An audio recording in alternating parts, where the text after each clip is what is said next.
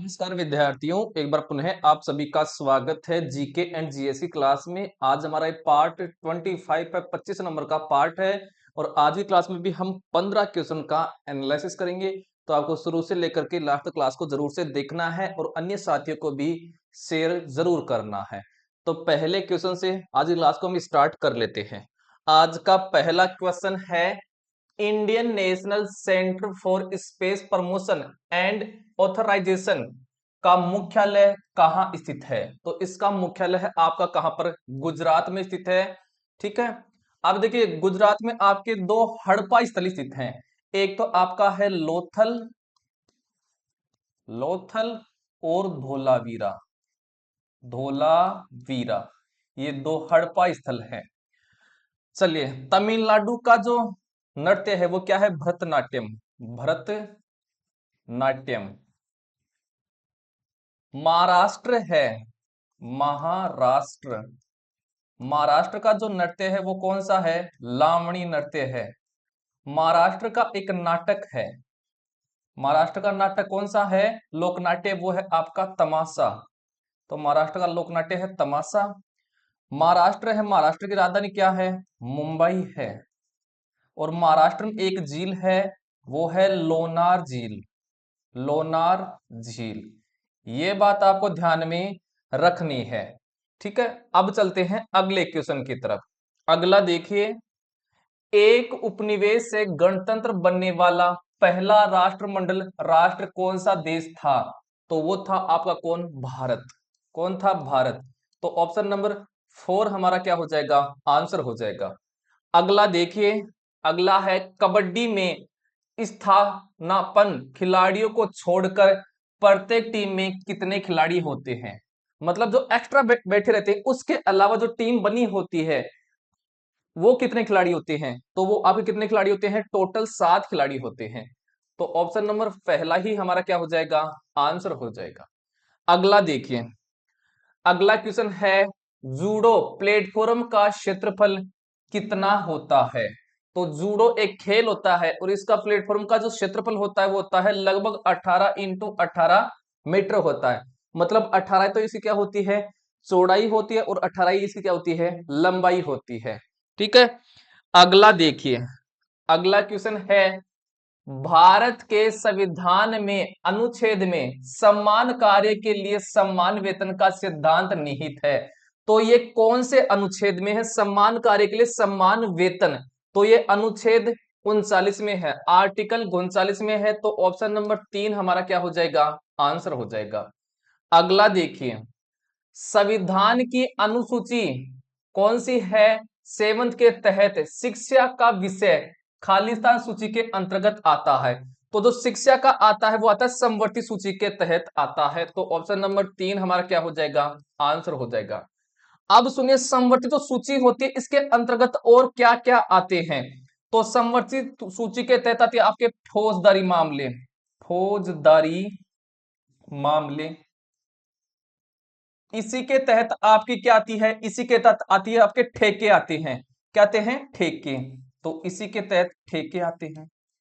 इसी के तहत जो तलाक होते हैं, है ना, तलाक, वो भी इसी के तहत आते हैं। और इसी के तहत क्या आता है? शादी, मैरिज आती है ना, वो भी इसी के तहत आती है। और इसी के तहत आपका जो दंड विधि है, दंड विधि, वो भी इसी के तहत आती है। इसके अलावा आपकी समवर्ती सूची में और क्या शामिल है? बिजली शामिल है, बिजली हुआ है, वन हुआ है। इसके अलावा पुरातात्विक स्थल हुआ है, पुरातात्विक स्थल। तो ये आते हैं किसके तहत? आपकी समवर्ती सूची के तहत। समवर्ती सूची जो होती है इसके तहत अब केंद्र सरकार और राज्य सरकार दोनों क्या कर सकती हैं? कानून बना सकती हैं। अब हमारे पास आती है राज्य सूची। तो राज्य सूची के तहत कौन कौन से मामले आते हैं? तो राज्य सूची में आपका शामिल है कृषि आती है, कृषि हुआ है। इसके अलावा आपका जो पुलिस है, पुलिस भी इसके ही तहत आती है। इसके अलावा आपका मछली पालन हुआ है, मछली पालन, ये भी इसके तहत आता है। इसके अलावा लोक व्यवस्था हुई, लोक व्यवस्था, ये भी किसके तहत आती है? आपकी राज्य सूची के तहत आती है। अब हमारे पास आता है संघ सूची। तो संघ सूची के तहत आते हैं विदेशी मामले, विदेशी मामले। ठीक है, तो ये बात आपको ध्यान रखनी है किसके बारे में? संघ सूची, राज्य सूची और समवर्ती सूची के बारे में। अगला क्वेश्चन देखिए, अगला हमारे पास क्वेश्चन आ रहा है, भारत के संविधान में से कौन सा अनुच्छेद 1961 के मातृत्व लाभ अधिनियम से संबंधित था? तो जो ये अधिनियम संबंधित था, ये था आपका कौन सा? अनुच्छेद जो 42 है, 42 है, ये संबंधित था किससे? मातृत्व लाभ अधिनियम से संबंधित था। ठीक है, अगला क्वेश्चन देखिए, अगला है, भारत के संविधान में अनुच्छेद 21A को सम्मिलित करने के साथ राज्य को खालिस्तान आयु वर्ग के सभी बच्चों को मुक्त और अनिवार्य शिक्षा प्रदान करने का कार्य सौंपा गया है। तो वो सौंपा गया है 6 से लेकर के 14 वर्ष के आयु के बच्चों को। तो ऑप्शन नंबर 2 हमारा क्या हो गया है? आंसर हो गया है। और ध्यान में रखना है कि जो शिक्षा होती है, ये कौन सी अनुसूची का भाग है? तो ये समवर्ती सूची, समवर्ती सूची कौन सी सूची का भाग है? समवर्ती सूची का ये विषय है, ध्यान में रखना है। और शिक्षा की बात किस अनुच्छेद में की गई है? तो ये आर्टिकल अनुच्छेद 21A में की गई है। ठीक, ये दोनों बात आपको ध्यान में रखनी है। और इसके तहत कितने वर्ष के बालकों को मुफ्त शिक्षा दी जाएगी? तो ये दी जाएगी 6 से लेकर के जो 14 वर्ष के बालक हैं उनको मुफ्त शिक्षा दी जाएगी। आई होप यहां तक समझ में आ गया होगा। अगला क्वेश्चन देखिए, अगला है, भारत के संविधान का अनुच्छेद 42 निम्न में से किससे संबंधित है? तो अनुच्छेद 42 मातृत्व राहत से संबंधित है। किससे संबंधित है? मातृत्व राहत से संबंधित है। ऑप्शन नंबर 2 हमारा हो जाएगा आंसर। नागरिकता से कौन सा आर्टिकल संबंधित है? तो यह होता है आर्टिकल 5 से लेकर के 11 तक का जो अनुच्छेद है वो नागरिकता से संबंधित है। आई होप समझ में आ गया होगा। अगला देखिए, अगला है अंतरराष्ट्रीय श्रम संगठन जिसको बोला जाता है ILO, इंटरनेशनल लेबर ऑर्गेनाइजेशन की स्थापना किस वर्ष हुई थी? तो इसकी जो स्थापना हुई थी वो हुई थी, कब हुई थी? 1919 में हुई थी। कहां पर हुई थी? 1919 में हुई थी। और अंतरराष्ट्रीय जो श्रम संगठन है जिसको बोलते हैं इंटरनेशनल लेबर ऑर्गेनाइजेशन, इसका जो हेडक्वार्टर है, मुख्यालय है, ये कहां पर है? जिनेवा में है। और जिनेवा कहां पर पड़ता है? स्विट्जरलैंड में पड़ता है। कहां पर पड़ता है? स्विट्जरलैंड में पड़ता है।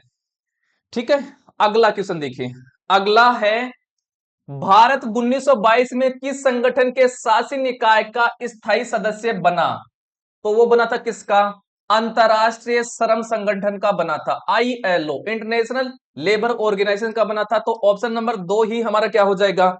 आंसर हो जाएगा। ठीक है, और इसका इंटरनेशनल लेबर जो इसका है, इसकी स्थापना कब हुई थी? 1919 में हुई थी। और इसका जो हेडक्वार्टर है, मुख्यालय है, वो कहां पर है? जिनेवा में है। और जिनेवा कहां पर पड़ता है? स्विट्जरलैंड में पड़ता है। कहां पर पड़ता है? स्विट्जरलैंड में पड़ता है। यहां तक समझ में आ गया होगा। अब बाकी के ऑप्शन को भी हम क्या कर लेते हैं? एलिमिनेट कर लेते हैं। हमारे पास है यूनिसेफ। क्या है? यूनिसेफ लिखा हुआ ना, यूनिसेफ, ये वाला यूनिसेफ है। इसकी स्थापना कब हुई थी? तो आपकी यूनिसेफ की स्थापना हुई थी 11 दिसंबर 1946 को हुई थी। कब हुई थी? 11 दिसंबर 1946 को हुई थी। और इसका जो हेडक्वार्टर है, यूनिसेफ का हेडक्वार्टर कहां पर है? ये आपका न्यूयॉर्क में है। और न्यूयॉर्क कहां पर पड़ता है? संयुक्त राज्य अमेरिका में पड़ता है। कहां पर पड़ता है? संयुक्त राज्य में पड़ता है। ठीक है, अगला हमारे पास है UNO। क्या है? संयुक्त राष्ट्र संगठन, UNO, यूनाइटेड नेशन ऑर्गेनाइजेशन, ये है। तो UNO की जो स्थापना हुई थी, एस्टाब्लिश्ड जो हुआ था, ये कब हुआ था? ये हुआ था 24 अक्टूबर 1945, 1945 में इसकी स्थापना हुई थी। और इसका भी हेडक्वार्टर, UNO का जो हेडक्वार्टर है ये कहां पर है? ये आपका न्यूयॉर्क में है। कहां पर है? न्यूयॉर्क। और न्यूयॉर्क आपका पड़ता है, कहां पर पड़ता है? संयुक्त राज्य अमेरिका में पड़ता है। कहां पर पड़ता है? संयुक्त राज्य अमेरिका में। अब बात हमारे पास आता है जो आपका ये यूनेस्को है, यूनेस्को के बारे में हम बात कर लेते हैं। तो जो यूनेस्को है, इसकी स्थापना कब हुई थी? तो यूनेस्को की स्थापना हुई थी 16 नवंबर 1945 को। तो इसकी स्थापना हुई थी 16 नवंबर 1945 को हुई थी इसकी स्थापना। और अगर यूनेस्को के हमें पूछे क्या हेडक्वार्टर, मुख्यालय कहां पर है, तो इसका जो हेडक्वार्टर है वो कहां पर है, पेरिस। और पेरिस कौन से देश में पड़ता है, फ्रांस में पड़ता है। तो पेरिस फ्रांस में इसका क्या है, हेडक्वार्टर है, मुख्यालय है। आई होप यहां तक समझ में आ गया होगा। अगला क्वेश्चन देखिए, अगला है निम्नलिखित में से कौन सा स्तूप उस स्थान पर निर्मित है जहां पर बुद्ध पंचवर्गीय भिक्षुओं अपने 5 साथियों से पुनः मिले थे, जो पहले राजगीर में उससे बिछड़ गए थे। तो वो मिले थे कहां पर, चौखंडी स्तूप में। कहां पर मिले थे, चौखंडी स्तूप में। तो ऑप्शन नंबर 3 हमारा हो जाएगा आंसर। ये जो चौखंडी स्तूप है ये पड़ता कहां पर है, ये पड़ता आपका सारनाथ में। कहां पर पड़ता है, सारनाथ। और सारनाथ कहां पर है, वाराणसी में। और वाराणसी कहां पर पड़ता है, यूपी में पड़ता है, उत्तर प्रदेश में पड़ता है। यह बात आपको ध्यान में रखनी है।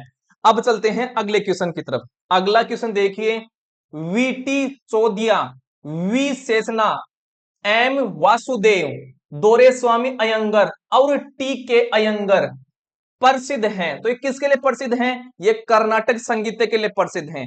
तो ऑप्शन नंबर 4 हमारा हो जाएगा आंसर।